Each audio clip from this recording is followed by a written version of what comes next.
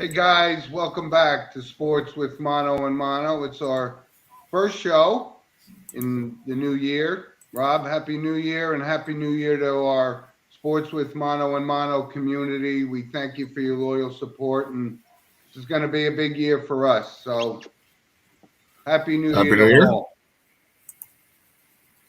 So, Rob, it's January 7th, 2023, and Steve is unfortunately not with us again this week because he's still recovering from his let's say medical condition, but it's all fine. He's going to be good, and he continues to make sure we say thanks to our loyal listeners for his speedy recovery, and he's going to be fine, and hopefully he'll be back with us next week.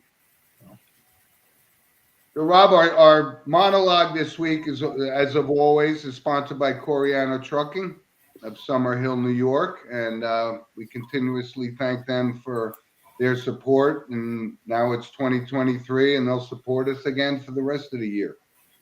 Rob, so our monologue this week, of course, um, something that was unprecedented in the world of sports, seeing something like this happen. The Damar Hamlin situation on Monday Night Football, one of the probably the biggest audience that the NFL gets every weekend, and it was shocking. There was no question about it. It was shocking, and there's so much more to life than just football, but it happened on a football field, and we all saw it, and like I said, it was a devastating thing to see happen, and it brings up the question about this is a very violent sport. I mean, I played it, and Steve played it, and you probably played it, and um, you never expect something like this to happen, but it was a great thing to see the not only just the football community and his teammates, and Steve and I talked about um, the camaraderie and the bonding of a football team and how much they mean to each other. And listen, first of all, the good news is I think this kid's going to be okay. And he's starting to recover. They removed the breathing tube and he's actually communicating. So, first and foremost, you have to give all the credit in the world to those medical people that ran on that field and actually brought this guy back to life. And that's just, those are the heroes in life, right? Not football players. hmm It's the people that save lives, and they jumped in a critical situation, and it was just absolutely amazing. And this young man owes his life to those folks, and also, the way it was handled in Cincinnati, and Cincinnati University of Cincinnati Medical Center, I think it was, but amazing, and he's going to be okay. And again, Rob, we look at this week after week, and we see the concussions, and we saw what happened to Tua Tagovailoa, this year, and concussions is so prevalent in this violent sport, but it's a sport that we love, and thank goodness this was a kind of a one-time thing. And I was going to bring this up later on because there's only one other incident in the National Football League where actually a player, and his name was Chuck Hughes, back in 1970, playing for the Detroit Lions, and he actually died on the field. And, that was shocking itself. And now, 50 some odd years later, we saw the same incident right on live TV. But the way people supported this kid, and let me tell you something, this Damar Hamlin, he's a good kid, and he does a lot for his community. He went to University of Pittsburgh, and just look at the support that was given with this GoFundMe page that he had, millions of dollars. And you know what? Life is more important than football, and that's what we talk about, and we love it, and I played it, and I love it. But you know what? Unfortunately, sometimes things like this are going to happen. But you know what? This turned out to be a good story, and I'm so happy that this kid's going to recover. And It really is amazing. And I'd love to hear from you folks and send some comments or send us an email at sportswithmono@gmail.com and let us know, your thoughts on how that impacted you watching it on live TV. But the good news is he's going to be okay, and the game will go on. Right? Are you watching it, Rob? Yeah. Right? I tell you, there's one thing it reminds me of is that I forget who this person is. He's a pretty prominent sports figure. I can't figure where I've heard this, but they said football will be over in 20 years. And I think this is what they're talking about, is that it's too violent of a sport. As much money as they're making, it's doing too much damage to these players. And they say within 20 years, football will be non-existent. Makes you wonder about that. Well, that's something.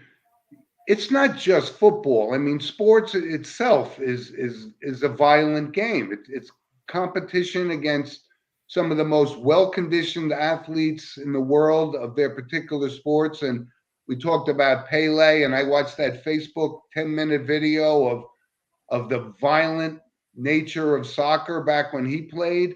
And, unfortunately, and what about hockey? I mean, these guys, crunch and slam each other into the wall. And again, this is a topic that's very, very dear to me, having played the game, and now I brought it up before. My grandson Logan is a 9-year-old, and he's playing football, and yes, it's a concern.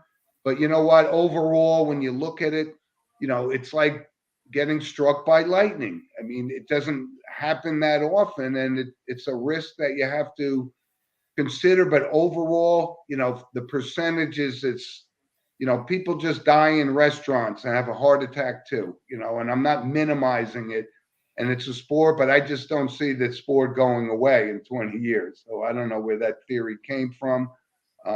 It's the spirit of competition in the human being, and football will be with us, and hopefully we never see what we saw again. Well, I'm gonna make a wild prediction. This is gonna lead the Buffalo Bills to win their first ever Super Bowl. Well, listen, they're gonna rally around this kid and be that one push they need to get over beating Kansas City, and like I keep saying, greatest Super Bowl we could ever have is Buffalo versus Minnesota, and it's out there. It's possible. Well, that's because that means somebody has to win their first Super Bowl, right? Yeah, exactly. Yeah, right. You know what? But that would be the Cinderella story that Buffalo rallies behind Damar Hamlin and wins that Super Bowl. And listen, we all thought they were absolutely one of the top 2 or 3 teams that could win this year. And you're right. Let's see. This is a big test for Josh Allen and his teammates if they could pull this off. It really would be a fitting end to a tragic story. Exactly. So, Rob, let's talk about football, and let's stay with football for a little bit. And I wanted to talk about the NCAA. Right, we're down to the championship game, TCU versus Georgia. And if you didn't watch the 2 semifinal games last week, TCU beat Michigan, and unfortunately, Ohio State lost to Georgia, but TCU beats Michigan. And you know what? I saw this comparison they put on. TCU's only a college of like 10,000 people. Michigan's got 50,000. And wow. This is a big Cinderella story. And Steve's been on, I'll give him some credit because he's been on this TCU bandwagon all year long. And I've been on the Georgia bandwagon all year long because they just look like a professional football team, and Stetson Bennett just seems totally in command of that offense. I think Kirby Smart's one of the best coaches in the game right now. I mean, you put Saban, you put him, right? That's 1-2. So the games were great. They were unbelievably close, and I got to give TCU credit. And you know what? In the final against Georgia, this is a big, big test. And Max Duggan, Heisman Trophy finalist, has been amazing. But they're playing against just an unbelievably almost NFL-like team. So I'm going to go with Georgia in this game. But I'm not, I think it's 12 points, right? You're the point spread guy, not me. But I don't bet sports. Huh? I don't bet sports. Good. I'll look can't now. win.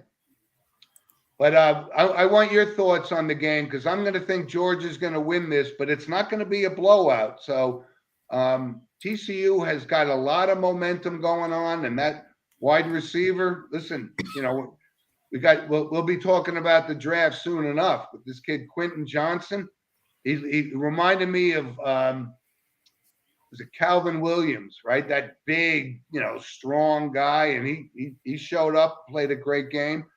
And I wanted to give a shout out to Luke Whippler, who Rob will talk about this near the end of the show, but we're looking to have Luke on starting center for Ohio State, and he played an unbelievable game, controlling probably the number one pick, this kid Jalen Carter for Georgia.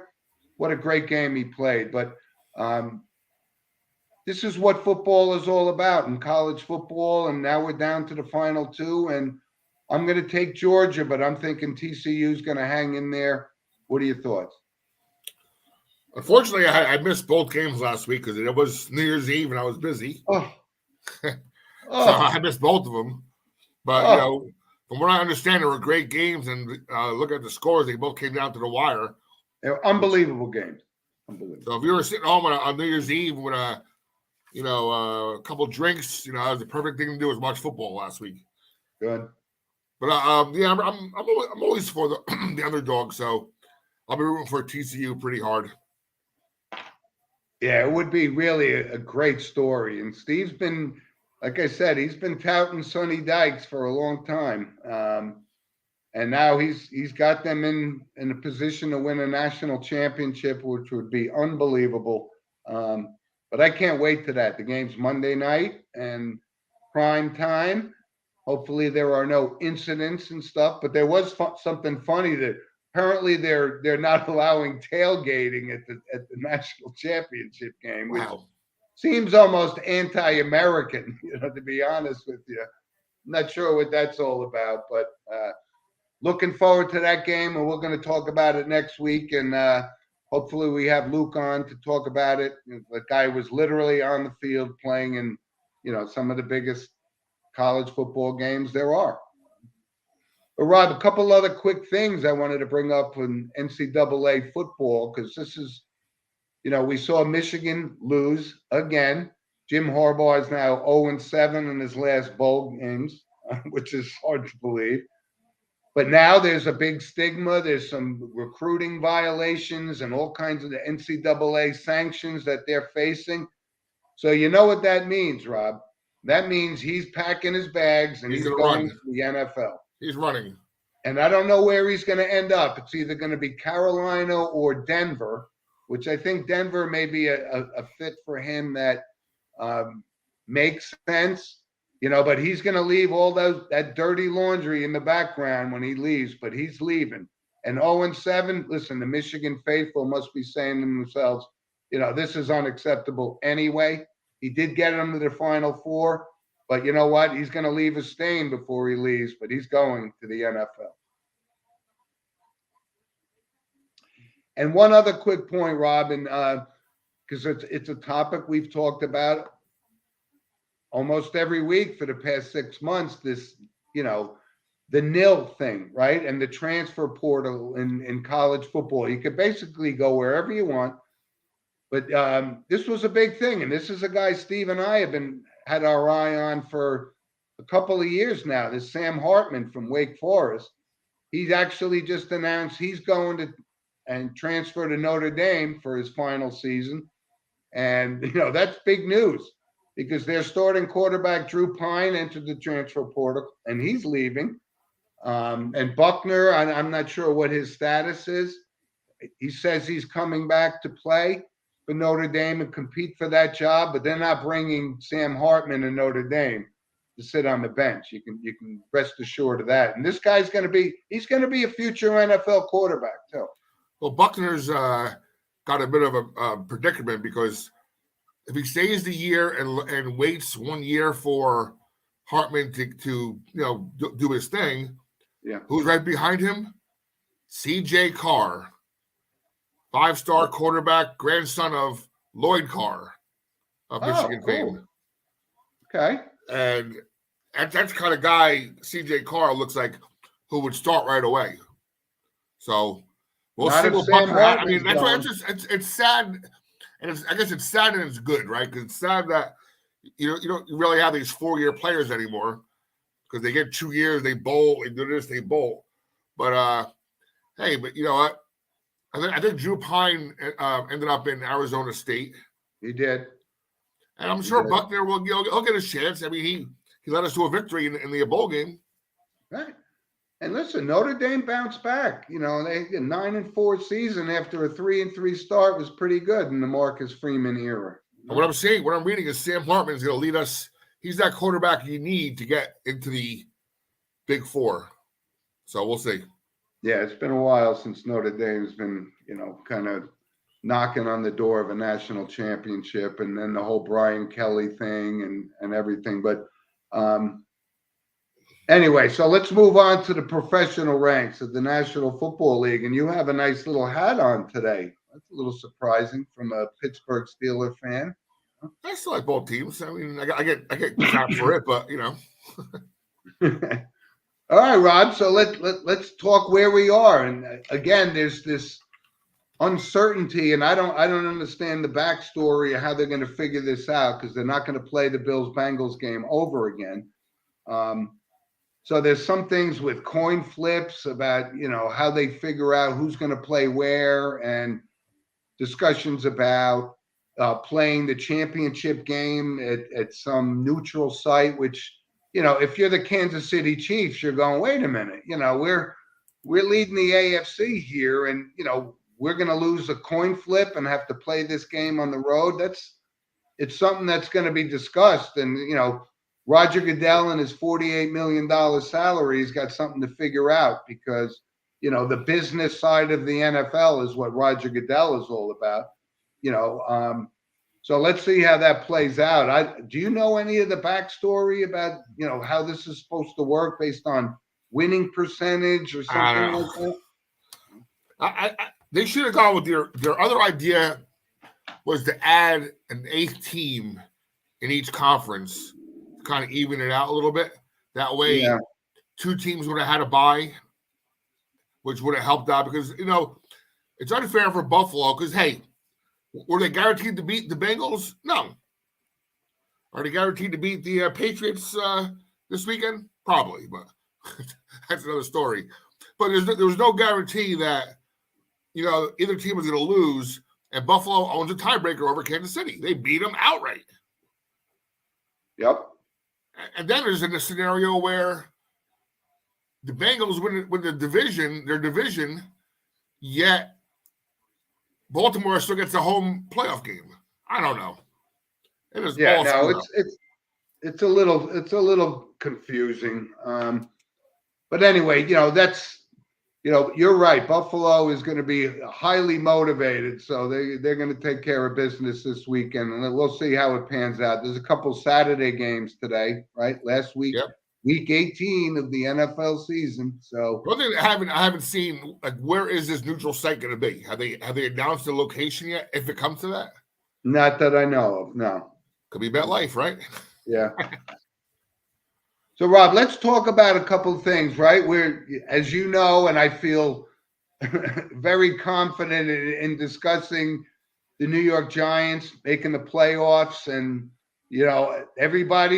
I can't find all the Daniel Jones bashers that have been harassing me for a couple of years. Oh, I still have one on my tail every week.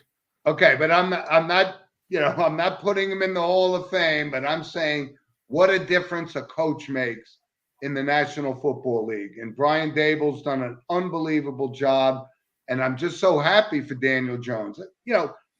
let's not look forward right now. Let's talk about the season that he's had, and he has shown that he can be a leader.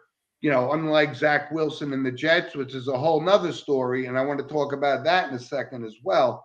But what a difference a coach makes in this league, and he's done a great job with Daniel Jones. Listen, the Giants are not going to win the Super Bowl. I get that. And they're on the right track, though. They're moving in the right direction after the McAdoo and the Shermer disaster, regimes.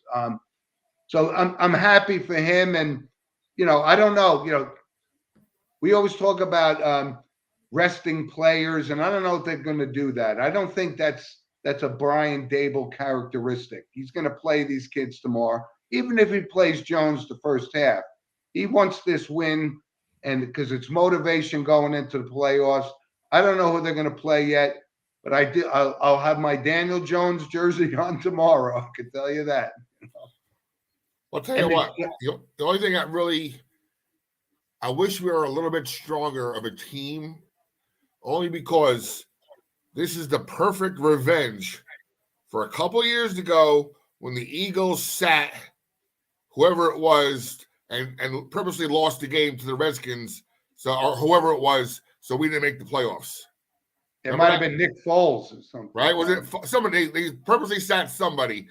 This is the perfect revenge, because if we beat the Eagles, bye-bye NFC East, they're going from a 1 to a 5 seed.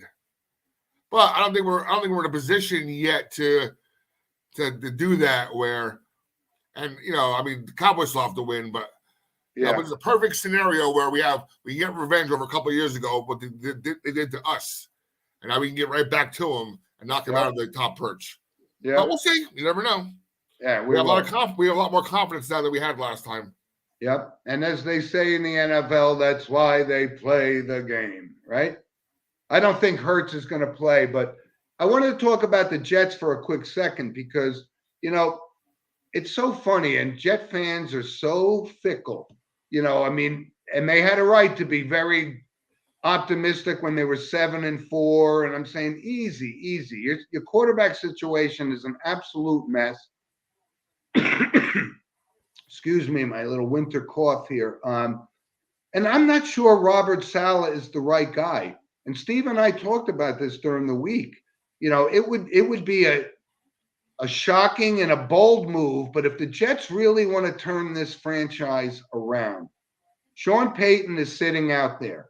And I know he's having conversations with Jerry Jones now, because it seems like if he's coming out of retirement, which he's going to be, he's a coach, and it's a passion that just can't go away with this guy. If I'm the New York Jets, I make an offer to Sean Payton and say, you know what? This is a guy, he's a proven winner. He's played in these stadiums before. It would be a bold move. I just don't think Robert Saleh is that head coaching guy that could lead the Jets into the next, couple of seasons. That would be something. If I'm a Jet fan, I'd be hoping and thinking, let's make an offer with this guy, because they got a lot of talent on this team, right? And there's still talk about maybe Lamar Jackson to New York, but I was starting to think, right?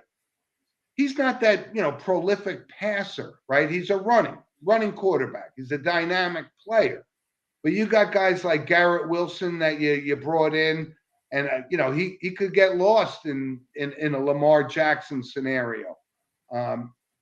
But is Mike White the answer? No. Is Zach Wilson the answer? No. I think Sean Payton would be a smart move for the Jets to at least make a play for him. Yeah, but Sean Payton wants a quarterback in place, and they don't have that yet. Yeah, but he's won games with Taysom Hill and those things. He's a football guy, and he could take the talent around him and build on it. I think it would be a good move. The only way I see that happening is if you bring Derek Carr in too, and he's your quarterback for the next 3-4 years. Oh God! You know what? Again, it's so funny you brought that up, because I've been a Derek Carr, a basher for years, and now they finally realize he's not going to lead the Raiders to a championship. And you know what? that probably could happen in New York. They could bring him in. I just I don't don't know think how he's much. the issue, though. I think he said bad coaches. That coach last year should have stayed. Yeah, I know. That Bashir, whatever his name was, he should have stayed. It's Well, an idiot owner who wants the big name thing that's going to draw people in. No, idiot, winning draws people in. yeah, I know. But you know what? That's a good point you just brought up, Rob, because I think that's a high probability that Derek Carr could end up with the Jets. I really do. The job he wants is Seattle. No, I'm sorry, the Chargers. He's not getting the Chargers because the guy's in the playoffs this year. Oh no, he's not getting the Chargers job. It's either the job he wants, though. It's either going to be the Dallas Cowboys or the New York Jets. That's what Sean Payton. Well, the Cowboys losing round one of the playoffs. McCarthy's gone, so McCarthy's gone either way if they don't win the Super Bowl. That's a foregone. Well, he's got there, yeah. So there's games today, there's games tomorrow, and it's going to finalize the playoff picture. I think what's it, Tennessee tonight against Jacksonville, and that's kind of been a disappointing team for me this year, the Tennessee Titans. I know Tannehill's out, but I don't think he was the foundation of that team anyway. It's Derrick Henry. But we'll get into our picks in a little bit, and I know who I'm liking there. But Rob, before we move on, I'm hearing that next season, Derrick Henry and Tannehill are gone off that team. I can't see Derrick Henry going. Vrabel's not going to let him go. He's not going to let him go. But Rob, before we move off the NFL, and this is a topic I certainly wish Steve was here because, when we talk about Hall of Fame, we're very stringent from a criteria perspective, sports host. But the Hall of Fame nominees are up, and there's a few guys. If we went down this list, when Steve and I bring up a name about Hall of Fame, we could answer that question in a 0.2 seconds, yes or no, right? So there's 4 guys that I just went down the list and I said yes, without even thinking about it, right? One was Joe Thomas from the Cleveland Browns. Again, the standard bearer for a tackle in the National Football League for me has always been Anthony Munoz. And he's not Anthony Munoz, but he's pretty close. And when I saw that name, and I guarantee it, and I'll talk to Steve about this during the week. When we brought up Joe Thomas, he'd say yes. Next. And next would be Darrelle Revis. And as soon as that name came up, I said yes. He bounced around a couple of times at the end of his career. But for the New York Jets, he was a Hall of Fame cornerback, and I have no problem with him getting in. Next guy, Dwight Freeney. And I know a lot of people maybe don't even know who Dwight Freeney is. Colts. And I know. He played for the Colts, but he also played for like 4 other teams at the end of his career. But that time he had with the Colts, he was an absolute wrecking ball on the field. And I have no problem at all with him in the Hall of Fame. And the one last guy, and I know Steve would say yes, and I would say, give me a minute to think about it. DeMarcus Ware. And I know Steve talked about this on the show, a year ago. He's just a guy to me, I'd say, you know what? Maybe, but not right now, not first ballot kind of thing. And, we look at it and we talk and say, but Howie Long got in, which is a travesty, right? It took Joe Klecko, right, 20 years to get in. That's a travesty.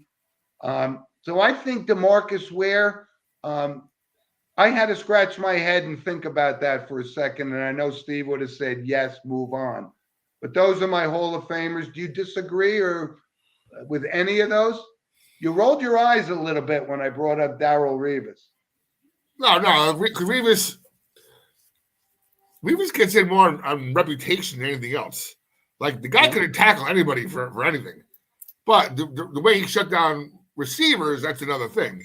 But as far as tackling anybody, Yeah. No, he should get in. He was good. He was a solid player. Joe Thomas is one of those guys that, one of those lunch pail lineman guys that if you know football, you know who he is. Yeah. Not a household name, but again, if you know the sport, you know how he had a real great career. And he played on crappy teams and literally stood out as the best player on that team for 10 years. That's, to me, that's what a Hall of Famer is. You know? What do you think about Dwight Freeney? Probably not right away. Not a first ballot. I think before DeMarcus Ware, I'd put Dwight Freeney in. But that's just me. Anyway, so those are our Hall of Fame selections. And like I said, the good news as we move off the NFL is that DeMar Hamlin is going to be okay.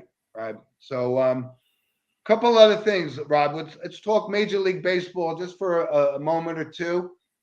I don't know what's been going on in Boston. They've been getting rid of, they let Xander Bogaerts walk. And so then Rafael Devers was a guy that I think is an unbelievable player. And I'm not sure why the Yankees didn't make a play for this guy because he's a stud. But the Red Sox realized that they can't lose this. He's only 26 years old, and he's put up great numbers. So another one of those $300 million contracts that they're giving out like hors d'oeuvres in Major League Baseball. Real quick, Good your grandson, is he a lefty or righty? Huh? Your grandson, is he a lefty or righty? Righty. If I ever had a grandson, I'm gonna from the day he's born, I'm gonna put his right hand behind his back, make him do everything with his left. Exactly. We talked about this before. If you're a left-handed pitcher, you don't even have to be good. You just have to be left-handed. Yeah, exactly. I'd love that. Yeah, but they gave him a lot of money, so maybe $3 billion time for them. But I think that was a smart move. But again, $300 million contracts are standard now. It's crazy. And hold your World Series plans, Mets fans. They may not get Carlos Correa after all. So we were kind of joking about the San Francisco Giants, and they gave this kid a medical and said we're not paying him $300 million. So Steve Cohen jumps in, says we'll take him. And now they realize there's some sort of lingering issue with this guy, and I don't know what it is. And I've always told you, I don't think this guy is the Aaron Judge, gotta get this guy kind of thing. He's a 279 lifetime hitter. Has never driven in 100 runs. A very good player. But there's some stories behind this and the medical thing, and he may not end up in Queens at all. I hope they sign everybody because I know you and your brother are big Buck Showalter fans. The guy hasn't won anything. Give him a full all-star team, and when he loses in the first, second round, I can again say, I told you so. Can't blame that on Buck. I'm sorry. I'm just saying, he doesn't win big games. But let him sign everybody. Let him get Brian Reynolds, too, as a fourth outfielder. I don't care. Let him get everybody over there. And when they don't win again, Well, I think the Yankees are in this Brian Reynolds sweepstakes. So. I don't know. They have to do something because they haven't done anything. I mean, Carlos Rodon, okay, yeah, you signed a pitcher, great, but you still got a hole all over the infield, and I think they're counting on the kids. Yep. And Rob, quickly before we move off Major League Baseball, it was. My passion on this Trevor Bauer guy, right? So he was reinstated, and thank goodness, the Los Angeles Dodgers said, we don't want any part of you. So they let him walk.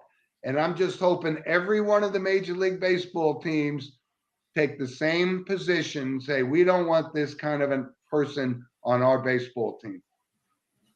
I'll give you a Trevor Bauer update week after week, as long as he doesn't take a major league mound again. Well, someone's gonna sign him. Who's it gonna be? I don't know. But I hope nobody signs him. That's my point. So, Rob, a couple other quick things. We'll touch on the NBA, and I'm happy to say, because I brought this up about 3 weeks ago, I said, you watch, the Nets are going to go on some run, right? They're going to win 12 out of 14 games, and they're hot as could be, right? No Kyrie Irving. They're just playing basketball.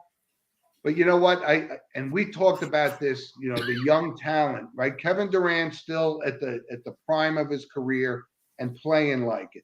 And the young guns that are out there, there's just no defense in the National Basketball Association anymore. I mean, these guys have scored last night. I don't know who it was, either Clippers or somebody.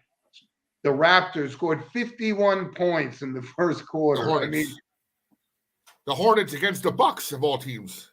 Yeah, I mean, but listen, it's good for the NBA scoring 100 and we're seeing 152 to 148 games. It's like, really? I think it has more to do with the schedule and players, just like thinking, all right, I'm tired. Let's outscore them today. Instead of stopping them, let's just.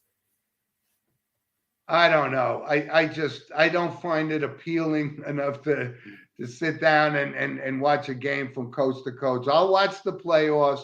We know what's going on. We know who the players are. So, but it's hard for me it doesn't seem exciting like college basketball does. And I know you're more into college basketball than the NBA. That's for sure. I'm into that. I watch or listen to most Nets games. So yeah. You got to give shout out to Rutgers. They knocked off the number 1 team for the second year in a row. We beat them. Okay, but Rutgers is pretty good, though. One thing I say about the Nets, though, is that with this winning streak, what you're seeing from when all that early season turmoil with Kyrie Irving is, we will never sign this guy back. To now. Okay, the door's open again.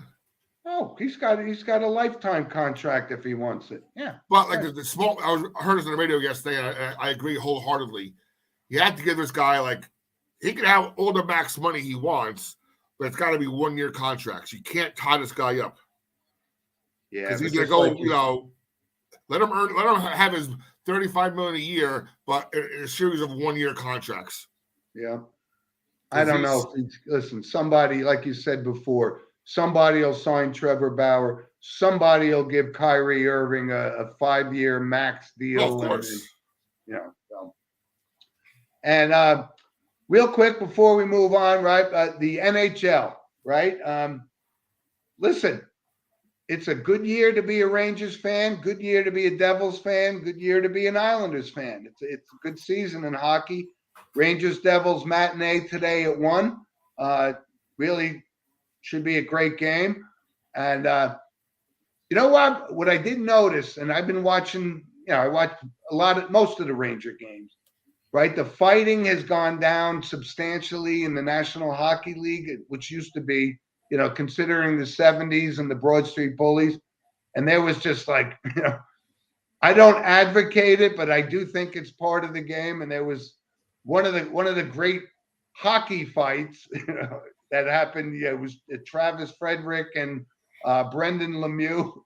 Wow, I mean, this is what 70s hockey used to be like. These guys were throwing haymaker after haymaker, and they get 5 minutes. They get back on the ice 5 minutes later, and the game goes on. I thought it was funny to see. But the Rangers are looking good. And we'll talk more about it. Ovechkin. So can you see that at all? Huh? What's that? I don't know if you can see it or not.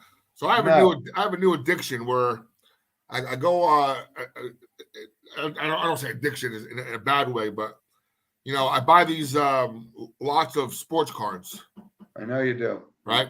So I did one yesterday, and it was intriguing because the guy was like, "Yeah, my niece bought an old house, and this box of cards was sitting there in the." And I go, I know nothing about sports. I negotiated a price with the guy. So one of the first cards I pulled was a top 79-80 scoring leaders NHL card: Marcel Dion, Wayne Gretzky, and Guy Lafleur. Okay.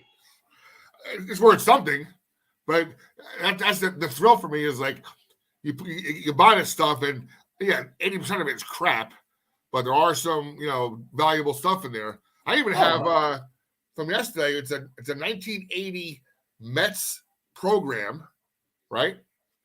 Lee Mazzilli's on the front of it, and I opened up to the scorers where the scorers thing would be, and lo and behold, there's 4 autographs.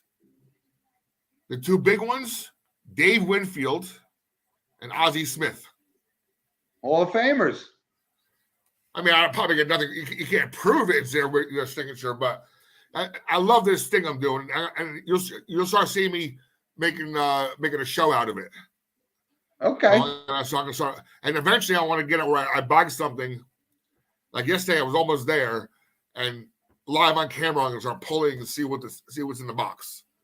Oh, no, listen. So it's more of a surprise, You're right to do it. If there's a buyer out there, go for it. I mean, this sports memorabilia thing, we've talked about it week after week. There's a guy on there now. So last night lying in bed, and it's like he wanted $1,000. He's down to $800. He has 8 binders of NBA cards.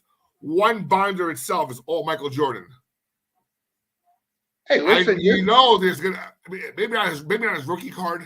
That's the holy grail, but $800 investment could possibly be $8,000 of cards. Yeah, it's just the overlay, but it's intriguing. But that's a little too much for me. But hey, listen, those cards you got a Marcel Dion, a Guy Lafleur, and a Wayne Gretzky. I mean, the problem is it's like they're not graded, most of them. So I'll you got to spend I'll figure out a way to make it entertaining and make some money on it on the side. And I'm not spending all the money to get it graded. What does grading mean by the condition of the card? I don't have one here, but they send it to a certain service, and the service certifies a 10, a 9, a 9.5, an 8.5. Right, but based on what? Condition of the card? Condition of the card and whatever their metrics are. All right. We'll see. Hey. Well, you mentioned hockey. I was like, hey, look at this. Wayne Gretzky. That's pretty. Hey, that's the GOAT. That's a good one. That's a Jordan equivalent in basketball. Yep. So, Rob, let's move on to our random points of interest. Of course, sponsored by Lynch Toyota of Manchester, Connecticut, who is, from what I understand, send us a video. I was going to put it up today. President Lynch of Lynch Toyota, they were skiing in Montana. And they sent me a video of a moose, literally a moose outside their back door. They're sitting there. I've never seen a moose. And this thing was like literally, they were almost hand feeding it. It was pretty fun. But thanks to Lynch Toyota. We get shocked. Well, we get shocked when we see a buck, right? 5-pointer, 8-pointer. A moose is 3 times the size of that thing. Oh, you should see the size of it. I actually had the video. It's so funny. But Rob, let's talk random points. And, we know what Monday is, right? In the National Football League. It's Black Monday, right? So there's going to be some changes. And, who do you see as being on the hot seat? Certainly, I think Robert Saleh should be on the hot seat. And Steve and I talked about this before. Either Mike LaFleur or Robert Saleh, somebody has to take the fall for this complete collapse. I just don't know who it should be, but I'm not going to be surprised if the Jets make that play for Peyton. But who do you see as who's a foregone conclusion, right? It's got to be Lovie Smith, right? Lovie Smith has got to be fired because he doesn't seem like he even cares one bit about being head coach in this league. That franchise is all screwed up. They should have fired a guy last year. If you want a placeholder, the guy you had last year, let him stay another year. Why'd you fire him for? Exactly. I don't know who do they think is going to magically appear in their arms in Texas to be the Bill Parcells of the 2020s or something. But what are they doing down there? I that's a good question. I don't know. You know, and if we look at guys like Pete Carroll, is Pete Carroll, not that Pete Carroll's going to get fired, but, you know, I think they need a change in Seattle. He rolled the dice, got rid of Russell, and said, Geno Smith's my guy. And Geno Smith was, you know, Hell of a lot better than 3-1. Russell was. I know, but he's still Geno Smith, and he doesn't have the resume that Russell does. So I that's a possible change for me. Jim, 1 second. I was reading yesterday. It was like the top 50 NFL free agents upcoming, and they had Geno Smith not too far behind Daniel Jones as a top quarterback. I mean, not right, Tom Brady, of course, but Geno Smith was not that far behind Daniel Jones, second and third in top quarterbacks available. Rob, this goes to what I talked about before about, stop recycling these kind of guys and give these new kids a chance, right? We talked about Washington Commanders and Ron Rivera. Like, to start Carson Wentz in a must-win game last week knocked him out of the playoffs. And now they're gonna switch it and go to Sam Howell this week. So if Tyler Heineke's not your guy, then Tyler Heineke should go somewhere. But I think he's earned at least a chance to take this team forward. It's crazy to me. I don't know. I mean, we'll see what Black Monday holds for us, but there's going to be some heads that should be rolling. And Rob, I had this other thing about, and I mentioned it earlier, was Chuck Hughes when he passed. He died on the football field as a Detroit Lion. So I wanted to make sure that I did in fact mention that in the Damlin Hamlin monologue, because that was 1970, I think, or 71. And that was a tragic thing. And I wanted to make sure we brought him up, Rob, a random point of interest. And you're more the college, I'm not going to say more the college basketball fan than I, because Steve and I both love college basketball.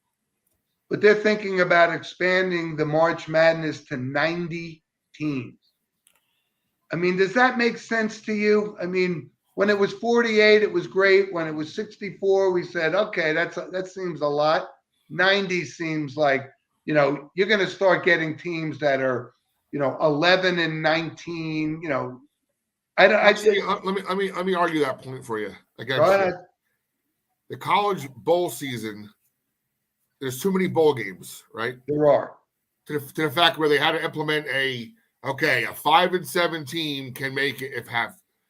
I don't know if you realize this. There are over 300 Division I basketball teams. I'm aware. So even 90 is still a third. So it's still big. It'll be great because everybody loves those little St. Peters of the world who come in and start knocking off the big guys. I know that's what the intent is, to have that kind of a 16 seed beat a number 1 seed is always what you hope for, and sometimes it happens, or even now, the past couple of years they've done this playing game, and what's cool about it, it's not just the 16 playing a 16. They have the 11 playing the 11, which is an 11 can make a run in the right bracket. So it's not just bad teams playing bad teams. So if you start having some of these smaller teams playing each other, hey, you know what?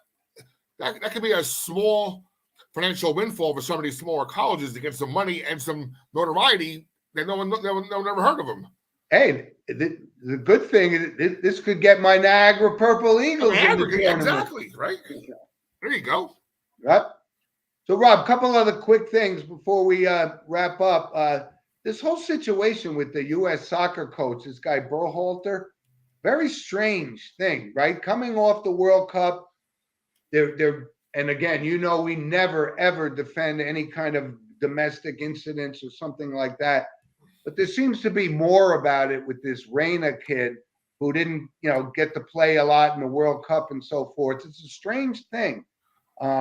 50 years ago, something happened, and it's kind of a crazy. Something where I heard, I don't know where I heard this Yeah. discussion. Maybe it was St. Mary's game. I don't know. They're both Jersey guys, right? Big families, big soccer families within Jersey, especially Reyna. Rainer. So apparently his mother knew that Buckhalter, quote unquote, sexually assaulted his then girlfriend, who's now his wife, No, 20-something years ago. It wasn't a sexual assault. It was a domestic violence. Domestic, something. I don't know. Yeah, but it was something that occurred a long time ago. Yeah, he's still married. He now married the woman since then. Yeah. And they're trying to use this dirt to say, because their son didn't play.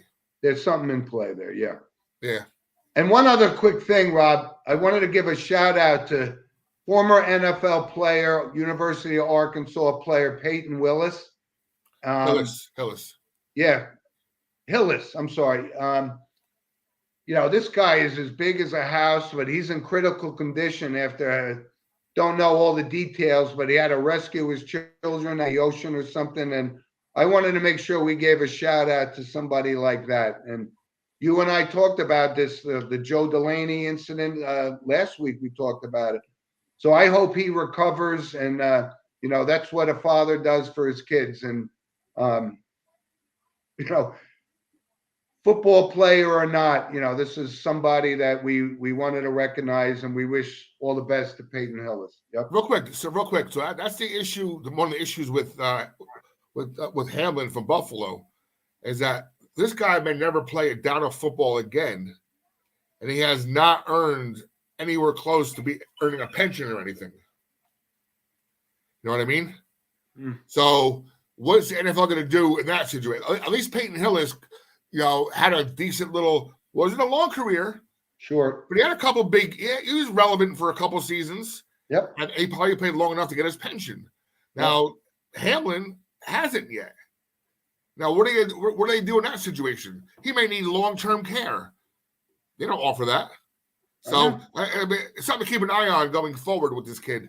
What they do for him, because obviously it's a not tragic, but it was a bad story. It's getting better by the day, but let's see what happens. Listen, the NFL better not botch this and not support Hamlin's recovery and even Peyton Hillis. I mean, even the guy from the Steelers, Ryan Shazier, a couple years ago. Shazier, yeah. They saw. I mean, the Pittsburgh did the right thing and paid his contract for 2 years. Even though he was nowhere near going to play football again. So hopefully there's something they can do to keep paying this kid somehow. And hey, who knows? He may still make a recovery and play. Yep. We'll see. I hope so. I don't think he's going to play again. That's a trauma that's hard to overcome in that kind of a game. But Rob, couple of notable passings. Fred White, 67. Drummer for Earth, Wind, and Fire. We bring up notables from the world of music too, but Fred White, listen, that band was at the top of their game in the 70s, and they're still on top. I play them when I'm DJing and people go nuts. Yeah. They're so relevant. Oh, he was awesome drummer too. And one other, Rob, I guess we could consider him he was known as the father of modern officiating. Art McNally was literally the first referee that made a name for himself. And I remember, I know this goes way, way back, and I was pretty young, obviously, but I remember Art McNally refereeing football games in the early 1970s. And I know the name, so yeah, I've heard of him. Yeah, he was 97 years old. He left the field of play and became like the head of officiating and literally he built the foundation for refereeing in the National Football League. And I consider that a notable passing. He's the first referee to make the NFL Hall of Fame, and deservedly so. But I certainly wanted to recognize that. And Rob, one last thing before we move on.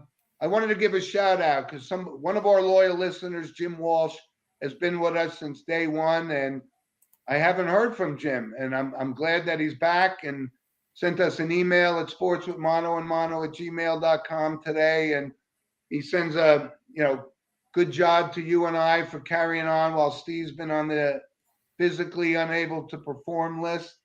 But welcome back, Mr. Walsh, and even though you never left, it's great to hear from you.